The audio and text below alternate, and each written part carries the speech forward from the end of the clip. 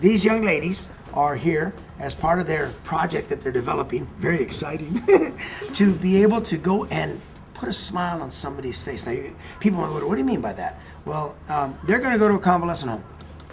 And these are senior citizens. And we all know that in America today, many of our senior citizens are, I hate to use the word, abandoned. They're lonely. They don't get a lot of visits. Can you imagine the joy of having these precious young children sing to somebody like that? 1, 2, 3.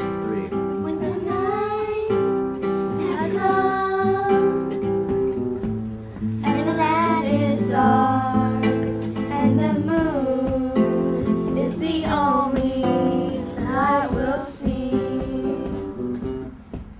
No, I won't be afraid. No, I won't be afraid. Just as long as you stand by me.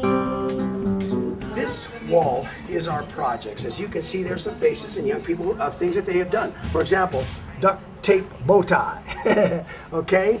My name decorations. Each one are projects kids do, and down below they're listed. So children can come and see and say, you know what, I got an idea for a project. Because you know, it's tough sometimes to come up with it yourself. So then they take this over to here. And here is where they actually begin to, as you can see, project design, the purpose, okay? We've got a cooking group that is cooking for the school to try to make the school home-like, okay? Students, etc. And the topics, issues, and themes. And then lastly, storyscapes. Most schools in America have lockers in the hallways.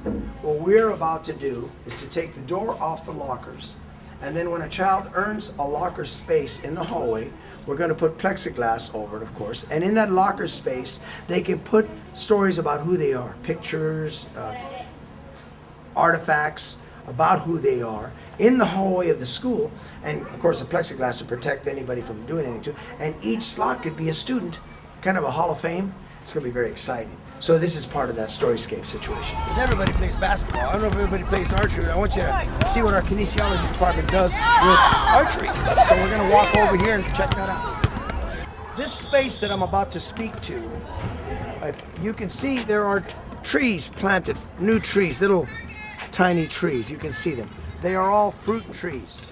Peach, plum, apricot, nectarine, etc. You can also see this space of asphalt. From this line all the way over, we're about to build construction. The asphalt will be taken up and we will create an outdoor gardening area, and in the middle will be a actual kitchen. What we're going to do is with raised plots, create spaces of plots where the Jones family could have a plot, the Lopez family, the Chang family could each have, and they will grow their vegetables here. It will bring their parents to the school because they'll have a piece of it that's theirs. And in the middle will be the sink where they'll be able to wash it and those kind of things. And then all of these products, this fruit, vegetables, etc., are going to be used across the street in our farmers market area. So imagine science being taught on how to raise tomatoes, onions, and cilantro. In other words, salsa. And being sold at the farmer's market. The family gets some enjoyment, obviously growing their crops, and saves some money. They can also sell it and make money for their family. But more important than all, the children can be engaged in the actual scientific study of what plants are, what life is. It's been missing in many schools for a long, long time. We're going to do it this way. We're investing, and this is through Enrich LA, which is a program that has helped us to build this garden area. As a young person, I think that I used to dream in a library when I used to read little books, the Hardy Boys, Nancy Drew series. I'd escape, kind of like today kids do it with Harry Potter, Twilight and those kinds of things, to a place where I could escape. We are bringing one back to life. You're about to enter the Nighthawk Nest, and it's an area totally done by students that is astounding as to what it's going to offer. So as you follow me, this is a world where we have taken and repurposed materials, as you can see, that were being discarded and used them to create a world of relaxation, of joy for young people.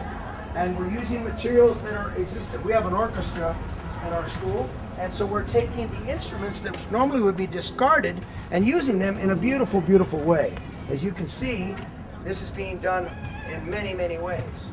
Now, that is even more enlarged by this area that you are now looking at.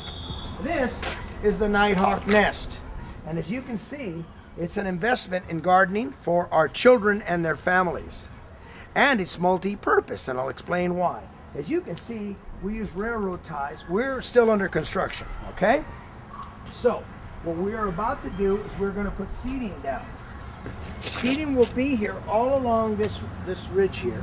These are walkways for people to work on their gardens, and each group has taken ownership of part of the garden. And so as I sit here as a person, a teacher could bring their classroom, imagine, outdoors in an environment rich like this, and teach the love of art, the love of music, the love of plant life, just nature, okay? That particular wall that you see is not finished painted yet.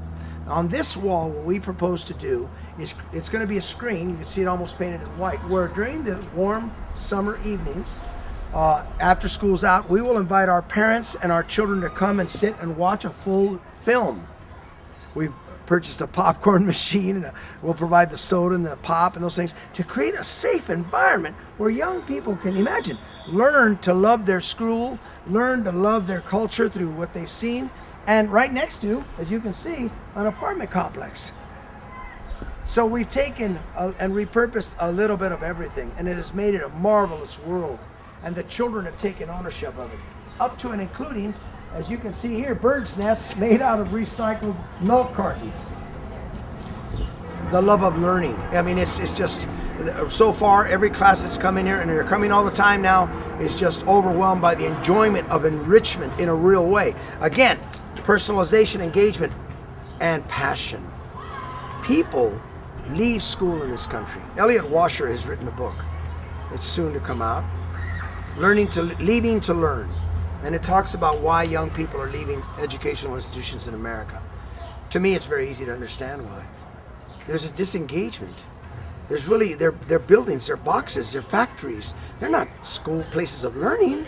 If you look back to ancient history, the Greeks, for example, 5-6 students per teacher. Now that's naive to say we could do that in America today, but we could definitely create our schools in a manner that befits a home, a family, a place where you respect, because we tell kids the following: there are 3 places that should be the safest places on earth: your home, your church, and your school.